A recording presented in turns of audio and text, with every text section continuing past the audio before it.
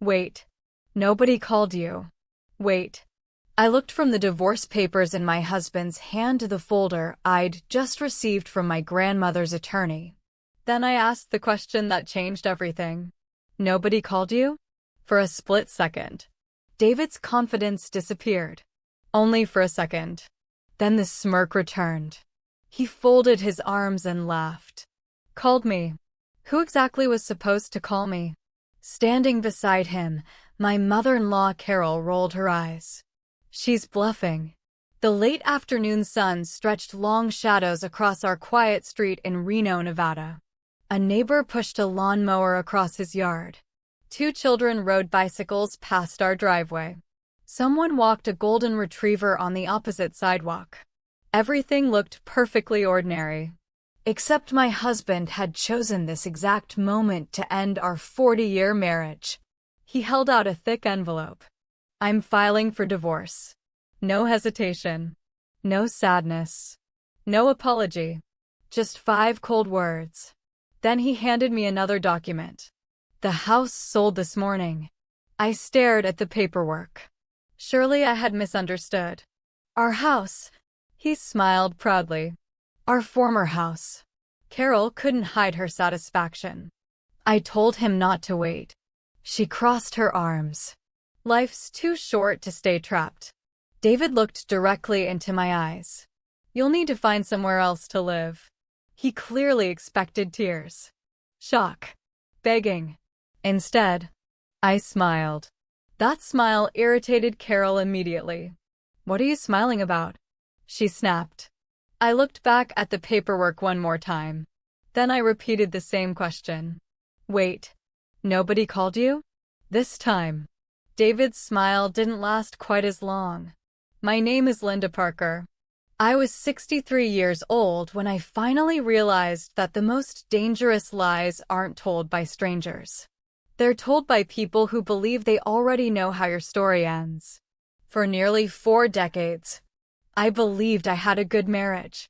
Not a perfect one. Those don't exist. But a solid partnership built on loyalty, patience, and shared sacrifices. Or at least, that's what I believed. Looking back now, the warning signs had always been there. I simply kept explaining them away. David and I met in our 20s. He was funny, confident, the kind of man who could walk into any room and make people laugh within minutes. When we married, neither of us had much. A tiny apartment, second-hand furniture, a used pickup truck that stalled every winter. But we had dreams. When his construction business struggled during the recession, I worked longer hours at the school district. When unexpected bills arrived, we figured them out together. Or at least, I thought we did. Somewhere over the years, the balance changed. Whenever David made expensive mistakes, I fixed them. Whenever business slowed, I covered the bills. Whenever life became difficult, I became the steady one. At the time, that felt like marriage. Later, I realized I'd quietly become responsible for carrying both of us. There was one person who never believed David deserved the benefit of every doubt. My grandmother, Eleanor Parker. She lived to 92, sharp-minded until the very end. She had survived wars, economic crashes, family betrayals, and enough life to recognize patterns most people ignored. She used to tell me something I never fully understood. Kind people often confuse patience with protection. I always laughed. She'd simply smile. You'll understand one day. Unfortunately, she was right. Carol, my mother-in-law, disliked me almost from the beginning. Not loudly, not dramatically. She preferred criticism disguised as concern. Whenever something good happened to me, she found a reason it wasn't impressive. Whenever something went wrong, somehow it became my fault. If David forgot an anniversary, I should have reminded him. If money became tight, I spent too much. If he made a bad investment, apparently I hadn't supported him enough. Over time, Those little comments stopped sounding little. Even worse, David slowly stopped defending me. At first he'd laugh. Then he'd change the subject. Eventually, he simply stayed quiet. Funny how silence can become agreement without anyone noticing. 3 weeks before everything fell apart, I sat beside my grandmother's hospital bed. The room smelled faintly of lavender lotion and fresh flowers. She looked smaller than I had ever seen her. But her eyes, they were exactly the same. Bright, alert, watching everything. She reached for my hand. "You spend your whole life taking care of everyone else." I smiled. "I don't mind." Her grip tightened. "I know. That's exactly what worries me." I frowned. "What do you mean?" She studied my face for several long seconds. Long enough to make me uncomfortable. Finally, she whispered, "When people get used to someone always giving, they eventually stop noticing the gift." I didn't understand. Not completely. I thought she was talking about growing older, about family, about grief. I had no idea. She was trying to prepare me for what was coming. Her funeral was held a week later. Simple. Exactly the way she'd wanted it. Family shared stories. Old friends laughed through tears. The pastor spoke about kindness, resilience, and quiet strength. As I left the cemetery, I remember thinking how fortunate I had been to know her. A few days later, her attorney called. "Mrs. Parker, your grandmother left specific instructions. We'd like you to come to the office Thursday morning." I wasn't expecting anything extraordinary. Maybe family photographs. A few keepsakes. Perhaps a modest inheritance. Certainly nothing life-changing. David didn't seem interested. "I've got appointments." He barely looked up from his phone. "You'll tell me later." Carol somehow heard about the meeting before I even arrived. She called that evening. Don't expect too much. Older people usually spend everything before they die. I laughed politely. Not because it was funny. Because after 40 years, I already knew exactly how every conversation with Carol would end. Thursday morning. The attorney's office overlooked the Truckee River. The waiting room smelled of polished wood and fresh coffee. I arrived 10 minutes early carrying nothing more than my purse and memories of my grandmother. When the attorney invited me inside, a thick folder rested on the conference table. Several sealed envelopes sat neatly beside it. He looked unusually serious, almost cautious. "Mrs. Parker, your grandmother prepared for this meeting years ago." I smiled. "That sounds like her." He nodded. "It absolutely does." Then he opened the first folder. Over the next hour, everything I believed about my future was about to change. At exactly the same time, without me knowing it, my husband was putting the final touches on a plan he believed would leave me with absolutely nothing. The plan he thought was perfect. The attorney waited until his assistant closed the office door. Only then did he slide the thick folder across the conference table. "My grandmother planned this years ago?" I asked quietly. He nodded. "She updated it 3 separate times." My eyebrows lifted. 3. She wanted to make absolutely certain her wishes couldn't be challenged. That sounded exactly like Eleanor Parker. She believed in kindness, but she believed even more strongly in preparation. The attorney opened the folder.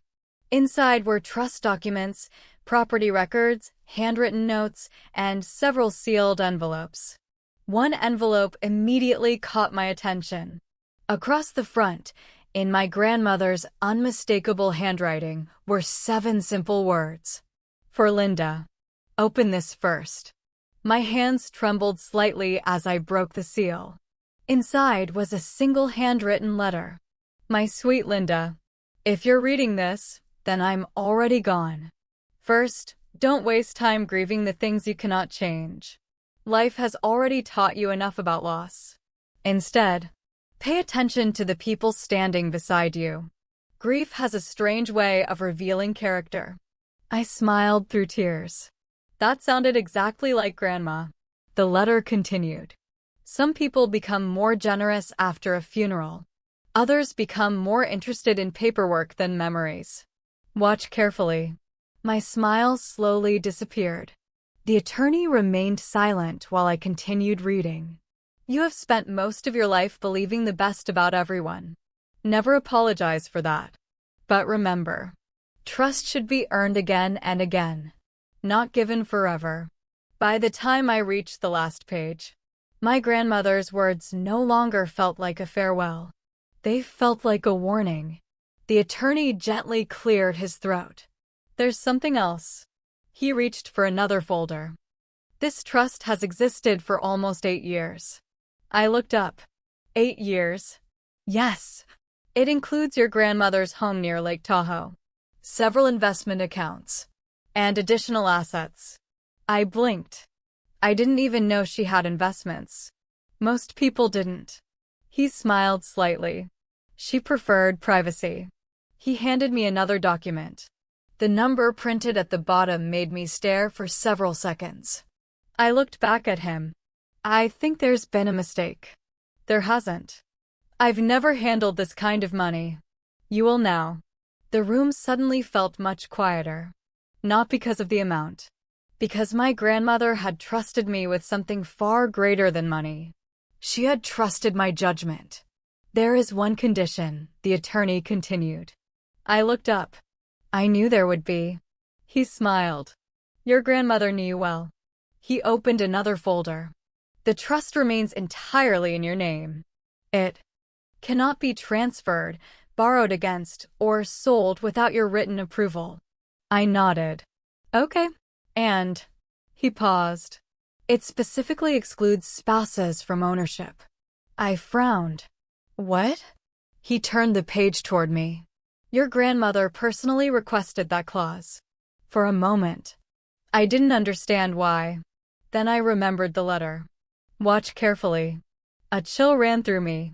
While I sat in that office, across town, David believed everything was unfolding exactly the way he'd planned. He wasn't at work. He was sitting inside a downtown cafe with Carol. A stack of documents rested between them. Carol stirred her coffee. So, when are you telling her? David shrugged. This afternoon.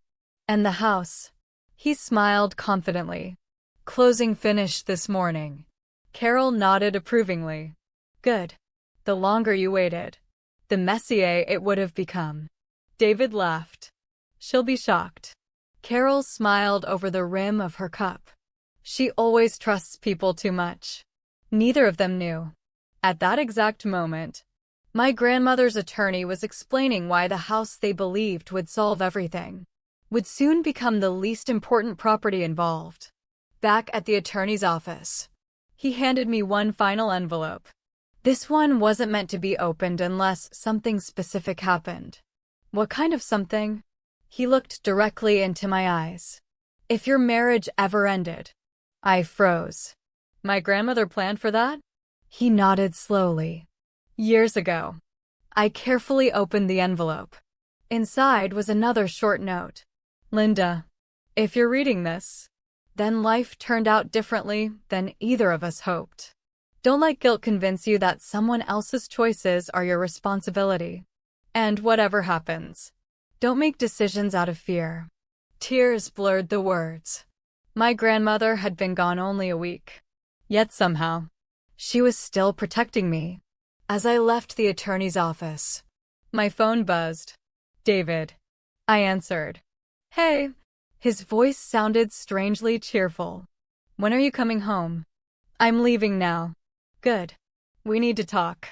Something about his tone felt rehearsed. Almost excited. I'll be there in 20 minutes. Perfect. He hung up without another word. I stood beside my car for a moment, looking at the folders resting in my arms. The trust documents. My grandmother's letters. The future she'd quietly built to protect me. I had no idea that while I was driving home through the streets of Reno, David and Carol were already standing on my front porch, waiting, convinced that by sunset, I would have nowhere left to go. Neither of them realized. They were about to discover that my grandmother had been planning several moves ahead all along. The call that changed everything. By the time I pulled into the driveway, David and Carol were already waiting on the front porch. Neither of them smiled. They didn't need to. As far as they were concerned, the day had already gone exactly according to plan. David stepped forward before I even reached the front steps. "You're home." "I am." He held up a thick manila envelope. "We should get this over with." Carol folded her arms. "The sooner the better." I looked from one to the other, then down at the folder still tucked beneath my arm. Inside were my grandmother's trust documents, the handwritten letters, and the future she'd quietly protected without telling anyone. David mistook my silence for fear. He smiled. "I've already signed everything." He extended the envelope toward me. "These are the divorce papers." I accepted them calmly, never opening them.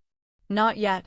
Instead, I asked the question that had been echoing in my mind ever since leaving the attorney's office. "Wait, nobody called you?" David frowned. "What are you talking about?" "The title company." Carol laughed loudly. "Oh, please. She's trying to confuse you." David nodded confidently. "The sale closed this morning. I already have the paperwork." I tilted my head slightly. "Interesting." He frowned. "Why?" Before I could answer, my phone rang. The caller ID displayed the name of my grandmother's attorney. I looked at David. "Excuse me," I answered. "Hello." The attorney's voice sounded calm. "Mrs. Parker, I apologize for calling again. We just received a phone call from the title company." My pulse quickened. "What happened?" "There appears to be a misunderstanding involving your marital residence." David's expression immediately changed. "What misunderstanding?" I asked. "The title company needs to speak with you before they release the final transfer." I glanced toward David. His confidence had already begun slipping. "I'll come by this afternoon." "That would be best." The call ended. David stared at me. "What was that?" I smiled politely. "Apparently, the title company wants to talk." An hour later, I walked back into the attorney's office. This time the atmosphere felt noticeably different. Two additional people sat inside the conference room. One represented the title company. The other specialized in real estate law. Stacks of documents covered the table. The attorney motioned toward an empty chair. "Please sit." I looked around the room. "Is something wrong?" The title officer answered first. "We're trying to understand how this property reached closing." I frowned. "I don't understand." She slid several papers toward me. "According to these documents, your husband signed as sole owner." I nodded slowly. "Yes." "That's impossible." The room became completely silent. She continued. "The property was purchased during your marriage. Your name appears on every mortgage document, every refinancing agreement, every tax filing." She looked directly at me. "You never signed the closing authorization." I stared at the paperwork. "No, I didn't." The attorney folded his hands. "Which means the sale should never have been completed." Across town, David was having lunch with Carol. Both looked unusually relaxed. Carol lifted her iced tea. "I told you she'd never fight." David smiled confidently. "Linda hates conflict. She'll probably sign everything within a week." His phone rang. Unknown number. He answered casually. "David Parker." A woman's voice spoke immediately. "Mr. Parker, this is Silver Mountain Title Services." His smile faded. "We need you to return to our office immediately." "What for?" "There are serious questions regarding today's closing." He laughed. "I'm sure it's nothing." "I'm afraid it isn't." We've discovered documents requiring immediate review. The line went silent. For the first time that day, David looked nervous. Carol noticed immediately. What happened? He slowly lowered the phone. They want me back. Less than an hour later, David entered the title company's conference room. He stopped walking the moment he saw me sitting there beside my attorney. His confidence vanished. Carol followed him inside. What is all this? The title officer stood. Mr. Parker, we've identified a significant issue. David forced a smile. What issue? She opened the property file. The home cannot legally transfer ownership. He blinked. What? The transaction required your wife's signature. He shook his head. My realtor said. She interrupted gently. Your realtor was mistaken. Carol stepped forward. But the closing already happened. The attorney nodded. It did. Unfortunately. It shouldn't have. The room became painfully quiet. David looked at me, then at my attorney, then back at the title officer. So what happens now?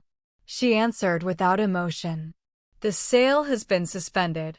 The funds remain frozen. The deed cannot legally transfer. His face turned pale. Carol looked equally stunned. You're saying the house isn't sold? Not at this time. David turned toward me. Linda, you knew. I looked directly into his eyes. No. I asked if someone had called you.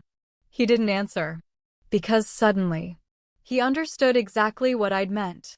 For years, he'd assumed I was the least informed person in the room. Today, he realized I was the only one who actually knew what was happening. Before anyone spoke again, my attorney quietly placed another folder onto the conference table. There's one additional matter.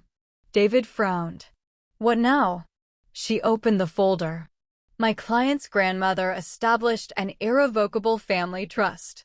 Carol rolled her eyes. What does that have to do with this? The attorney smiled politely. Quite a bit. She turned the first page toward David. My client is now the sole beneficiary of multiple real estate holdings, investment accounts, and substantial financial assets. The room became completely silent. David stared at the paperwork. Carol slowly lowered herself into a chair. Neither of them spoke, because the future they'd carefully planned had just disappeared, and they were only beginning to realize they had never actually understood the game my grandmother had been playing. The woman he thought had nothing. No one spoke. The conference room suddenly felt much smaller. David remained frozen in his chair, staring at the trust documents spread across the table. Carol looked from my attorney to me, then back at the paperwork. Finally, she broke the silence. This can't be right. My attorney calmly adjusted her glasses. It is. Carol shook her head. Eleanor never mentioned any of this. She wasn't required to. The answer was simple. Professional. Final. David leaned forward. Linda, when were you planning to tell me? I looked at him for several seconds before answering. I found out less than 2 hours ago. He blinked. So, you really didn't know? No. And yet, I asked you a question. His shoulders slowly dropped. Wait, nobody called you? Now he finally understood. The title company spent another hour reviewing documents. Every signature, every mortgage record, every ownership transfer. When the review ended, the senior attorney closed the file. The transaction is suspended pending legal review. He looked directly at David. You cannot legally transfer jointly owned property without your spouse's authorization. David rubbed both hands across his face. What happens to the buyers? They'll be notified immediately. And the money? It remains in escrow. The room became silent again. Months of planning, hidden meetings, secret paperwork. Everything had collapsed because he'd assumed I would never find out. Outside the office building, The afternoon sun reflected across the Truckee River. I stood beside my car taking a deep breath. For the first time in weeks, the weight on my chest felt lighter.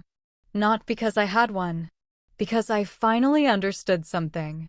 This had never been about the house. It had never been about money. It had been about respect. And once respect disappears, nothing built on top of it survives for very long. 3 weeks later, the divorce hearing officially began. Unlike the dramatic courtroom scenes people imagine, most of it felt surprisingly quiet. Financial disclosures, property records, retirement accounts, legal arguments. David barely looked in my direction. His attorney handled almost everything. Mine simply presented facts. No emotional speeches. No personal attacks. Just evidence. The judge appreciated that. Then the discussion turned toward the house. David's attorney stood. Your Honor, my client believed he had authority to proceed with the sale. The judge looked down at the closing documents. Belief isn't ownership. Silence. He turned another page. Mrs. Parker's signature was required. It wasn't obtained. He looked toward David. So the transaction cannot stand. One sentence. Months of planning. Gone. The following afternoon, David asked if we could talk. Against my attorney's advice, I agreed. We met at a small park overlooking the river. The same place we'd brought our children when they were little. He looked older than I remembered. Not physically. Emotionally. For several minutes, neither of us spoke. Finally, he sighed. I never thought any of this would happen. I looked at the water. No. You thought everything had already been decided. He nodded slowly. I thought you'd just accept it. Why? He laughed bitterly. Because you always had. Those words hurt. Not because they were cruel. Because they were true. For 40 years, I'd solved problems. Smoothed arguments. Made compromises. Covered mistakes. I thought I was protecting our marriage. In reality, I had taught him to expect that I always would. He stared at the ground. Carol kept telling me I'd be better off. I didn't answer. She said I deserved a fresh start. And did you believe her? I wanted to. His voice cracked slightly. I convinced myself I wasn't hurting you. I looked at him calmly. You filed for divorce. You tried selling our home without telling me. You planned my future, without asking if I wanted one. He lowered his head. I know. For several long moments, only the sound of the river filled the silence. Then he quietly asked, Is there any chance we fix this? I thought carefully before answering. No. He closed his eyes. I figured. 6 months later, the divorce became final. The court divided the marital assets fairly. The house was eventually sold legally, with both signatures. Neither of us fought the final settlement. There wasn't much left worth fighting over. A few weeks later, I drove to Lake Tahoe. Alone. The cabin my grandmother had left me overlooked the water exactly the way she'd always described. Pine trees surrounded the property. The lake shimmered beneath the afternoon sun. Everything felt peaceful. Inside the cabin, one small wooden box rested on the dining table. The attorney had mentioned it, but I'd forgotten until that moment. A handwritten note lay on top. For Linda, open after you're finally home. I smiled. Even now, Grandma was somehow one step ahead. Inside the box sat several family photographs, a silver locket, and one final letter. My sweet girl, if you're reading this, then you've survived something painful. I'm proud of you. Tears blurred the page. Remember, a home isn't the building someone tries to take from you. It's the place where your peace finally returns. I looked through the cabin window toward the lake. For the first time in a very long while, everything was quiet. No arguments. No criticism. No walking on eggshells. Just peace. Nearly a year later, I volunteered at a community center helping recently widowed and divorced seniors rebuild their financial confidence. One afternoon, a woman stayed behind after everyone else had left. She looked nervous. "I don't think I can start over." I smiled. "I used to believe that too." She asked, "What changed?" I thought about my grandmother, about the attorney's office, about the porch, about the trust, about the courtroom. Then I answered, I stopped believing someone else was responsible for writing the ending of my story. She smiled through tears. I needed to hear that. As she walked away, I realized my grandmother's greatest gift had never been the trust, or the cabin, or the investments. It had been the confidence to remember my own worth before someone else convinced me to forget it.